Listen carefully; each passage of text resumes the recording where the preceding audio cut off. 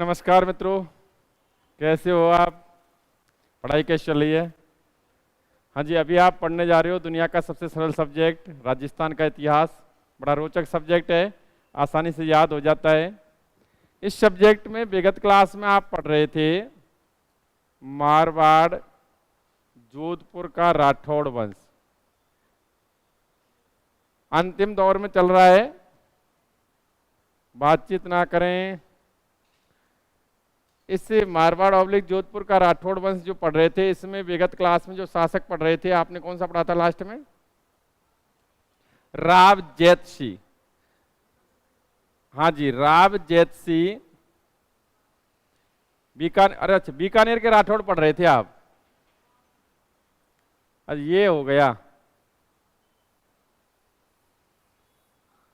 हाँ जी, मुझे ध्यान नहीं, आप पढ़ रहे थे बीकानेर के राठौड़। बीकानेर के राठौड़, और बीकानेर के राठौड़ों में आप पढ़ रहे थे राव जैतसी। राव जैतसी के संदर्भ में मैंने कुछ बातें लिखाई होंगी, आपको नोट कराई होंगी। शासनकाल क्या था इसका? 1526 से 1541। मैंने इसके बाद आपको जो लिखाया होगा शासनों का क्रम, उसमें बताया होगा राव जैतसी के बाद शासक बना था राव कल्याणमल। राव कल्याणमल शासनकाल 1544 से 1574, और राव कल्याणमल के बाद शासक बना इसका पुत्र राय सिंह।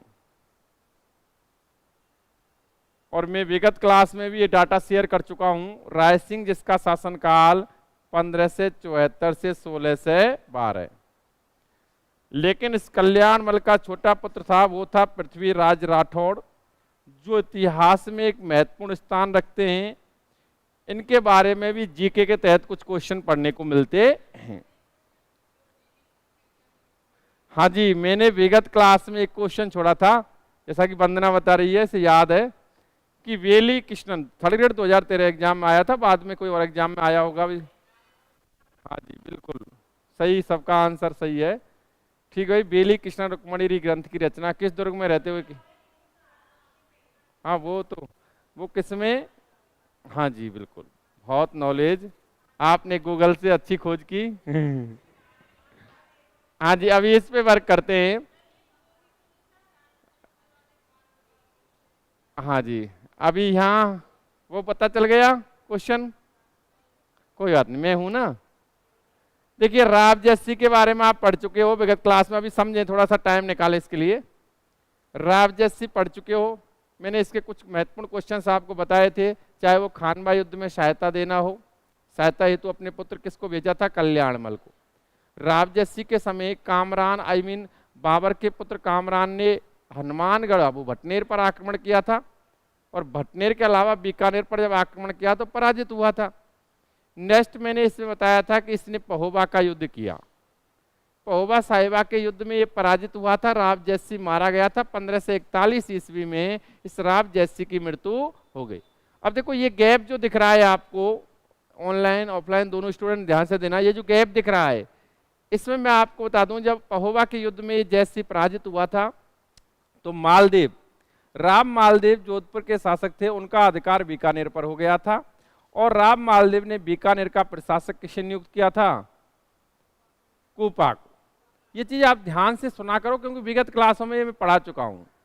प्रशासक नियुक्त किया था, और मैंने उस समय ये भी बताया था कि ये राव कल्याणमल जो छोरा था इस राव जैतसी का, ये राव कल्याणमल किसकी सेवा में चला गया था? शेरशाह सूरी। ठीक भाई, और शेरशाह सूरी को भड़काने में भी इसका योगदान था। किसके विरुद्ध? राव मालदेव के विरुद्ध। अब देखो, घटनाक्रम आगे बढ़ता है, हम इसे राव कल्याणमल के संदर्भ में पढ़ेंगे। राव कल्याणमल के संदर्भ में जब पढ़ते हैं तो ध्यान से सुनना। फर्स्ट बात, पहली बात ये कि राव कल्याणमल यह शेरशाह सूरी की सहायता से शासक बना। शेरशाह सूरी की सहायता से शासक बना, सहायता से शासक। ठीक भाई, ये बात आपकी क्लियर हुई। देखो इसमें तो कोई दोहराया नहीं है, क्योंकि 1544 ईस्वी में ग्रीष्मेल का युद्ध हुआ था। ग्रीष्मेल जैतारण का युद्ध, जिसमें राम मालदेव को पराजित किया था शेरशाह सूरी ने। एक ऐसा युद्ध जिसमें शेरशाह सूरी को मुश्किल से विजय प्राप्त हुई थी, और शेरशाह सूरी ने इस युद्ध में जीतने के पश्चात ये कहा था कि मैं मुट्ठी भर बाजरे के लिए हिंदुस्तान की बादशाहत दांव पे लगा बैठा। और आपको ये भी बताया गया था कि शेरशाह सूरी ने जोधपुर पर अधिकार कर लिया। ये बंदा कहाँ चला गया था? राम मालदेव भाद्राजूड़ चला गया था। कहाँ चला गया था? भाद्राजूड़। राम मालदेव को तो चले जाने दो।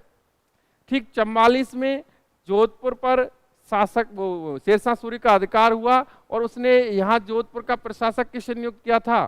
खवास खां को। जो आया हुआ क्वेश्चन है सेकंड ग्रेड में, खवास खां और ईसा खान नियाजी। ठीक भाई, कोई बात नहीं। इधर ग्रीष्मेल युद्ध में जब ये जोधपुर का शासक राम मालदेव पराजित हो गया, तो बीकानेर पर भी अधिकार किसका हो गया? एक तरह से। और राव कल्याणमल को बीकानेर का प्रशासक या शासक नियुक्त कर दिया। तो ये किसकी मदद से शासक बना? ठीक, नेक्स्ट घटनाक्रम आगे बढ़ता है। राव कल्याणमल 1570 ईस्वी के अकबर द्वारा आयोजित नागौर दरबार में उपस्थित होता है। नागौर दरबार में उपस्थित होता है। ठीक भाई, अर्थात ये नागौर दरबार में उपस्थित हुआ, जो नागौर दरबार का जिसका उल्लेख मैं बेगा समय में भी कर चुका हूं। देखो ये चीज निश्चित है, आप जितने भी स्टूडेंट हैं, अदर जो भी स्टूडेंट आते हैं, आज कुछ एब्सेंट लग रहे हैं मुझे, तो आपको स्पष्ट कर दूं कि ये सारा इतिहास एक दूसरे का पूरक है। अगर विगत क्लासें आपने अच्छी पढ़ी है तो नागौर दरबार आपने पढ़ी रखा है, आपने ये पढ़ी रखा है शेरशाह सूरी की सहायता से राजा बना। आपने एक और पॉइंट इसके बारे में पढ़ रखा है कि ये कल्याणमल खानवा युद्ध में सहायता हेतु गया था। ये भी तो पॉइंट बनता है जी। ठीक, किसने भेजा? इसके पापा ने, जैसी ने। यही तो सारी चीजें रिलेटेड है। अगर आप मेवाड़ अच्छी तरह पढ़ते हैं तो मारवाड़ समझ में आएगा, मारवाड़ पढ़ते हैं बीकानेर समझ में आएगा, और अन्य राजवंश भी आप रिलेटेड हैं तो समझ में आएंगे। ठीक, तो आप ध्यान से हर टॉपिक को पढ़ो, कहीं ना कहीं एक दूसरे का पूरक होता है। दरबार में उपस्थित हुआ। नागौर दरबार अकबर द्वारा आयोजित किया गया। मैंने कहा था ख्वाजा मोइनुद्दीन चिश्ती की दरगाह से जियारत करके जब लौट रहा था तो उसने कुछ समय नागौर में व्यतीत किया, और वो जो समय स्पेंड किया अकबर ने नागौर में, वही नागौर दरबार के नाम से जाना गया। नागौर दरबार जिसका मुख्य उद्देश्य था राजपूत राजाओं को सुलह कुल नीति के तहत अपने अधीन करना। इसी नागौर दरबार के दौरान अकबर ने अकाल राहत कार्यों के तहत शुक्र तालाब का निर्माण भी करवाया था। इस नागौर दरबार में कई लोग उपस्थित हुए थे जिन्होंने अपनी अधीनता स्वीकार की थी। अकबर की अधीनता स्वीकार, जिसमें कौन उपस्थित हुआ था? राव कल्याणमल। हम पढ़ इसको रहे, बाकी की चंद्रसेन भी उपस्थित हुआ था। हाँ, वो बिना मुलाकात किए ही लौट गया था। ठीक, आपने पता है फलौदी से मोटा राजा वो उदय सिंह आया था, जिसे बाद में मोटा राजा उदय सिंह कहा गया, जोधपुर का राजा भी बना था। हाँ जी, तो 70 में नागौर दरबार आयत हुआ, उसमें उपस्थित हुआ और अकबर की अधीनता स्वीकार की। अकबर की अधीनता स्वीकार की। इसके अलावा हम ये भी कह सकते हैं, अर्थात यह बीकानेर का प्रथम शासक था जिसने मुगलों की अधीनता स्वीकार की।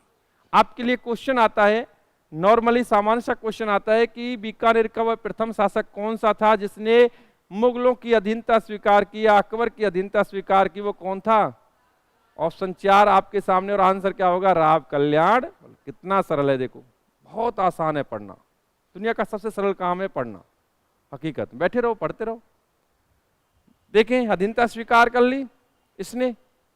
इसके अलावा आप इसके संदर्भ में देखें तो कोई विशेष क्वेश्चन नहीं बनता है। एक खानवा युद्ध वाला बनता है कि भाई खानवा युद्ध में सहायता हेतु गया था, खानवा युद्ध में सहायता हेतु गया था, और 1574 में इसकी मृत्यु हो गई, और मृत्यु के बाद इसका छोरा शासक बना था कौन? राय सिंह। ठीक, एक चीज और आपको मैंने विगत क्लास में ही बता दिया था कि जब इस कल्याणमल ने अधीनता स्वीकार की थी तो इस कल्याणमल ने इस नागौर दरबार के दौरान ही अपने दोनों छोरों को, इसे पृथ्वीराज राठौड़ और राय सिंह दोनों को ही मुगल सेवा में सौंप दिया था, अकबर की सेवा में सौंप दिया। जिसमें आप देखें तो आगे चलकर राय सिंह तो शासक बना था क्योंकि ज्येष्ठ पुत्र था इस कल्याणमल का, उत्तराधिकारी था, और पृथ्वीराज राठौड़ को अकबर ने अपना दरबारी कवि नियुक्त किया था। अकबर के दरबार में पृथ्वीराज राठौड़ का प्रतिष्ठित स्थान था, जिसके संदर्भ में अलग से चर्चा की जाएगी। लेकिन अभी आप कल्याणमल नोट करेंगे और उसके बाद आप सीधा आगे बढ़ेंगे रायसिंह की तरफ। तो कल्याणमल नोट करें, हेडिंग डाले, मैं लिखा देता हूं।